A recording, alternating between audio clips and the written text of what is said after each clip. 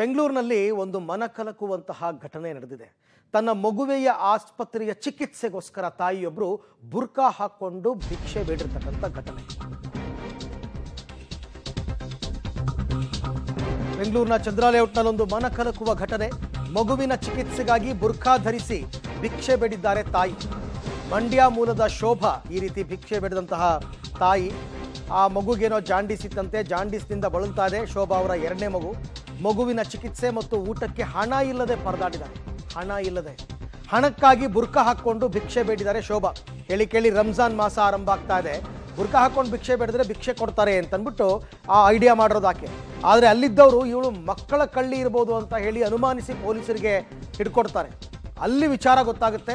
ಆಮೇಲೆ ಶೋಭಾ ಕಥೆಯನ್ನು ಕೇಳಿ ಸಂತೈಸಿ ಕೊನೆಗೆ ಪೊಲೀಸರೇ ಅಲ್ಲಿಂದ ಕಳಿಸ್ಕೊಟ್ಟಿದ್ದಾರೆ. ಹೀಗೆಲ್ಲ ಮಾಡಬಾರ್ದಮ್ಮ ಅಂತಂದ್ಬಿಟ್ಟು ಸ್ವಲ್ಪ ಹಾಗೆ ಎಲ್ಲರೂ ಕೂಡ ಹಣಕಾಸಿನ ಸಹಾಯವನ್ನು ಕೂಡ ಮಾಡಬೇಕಾಗಿತ್ತು.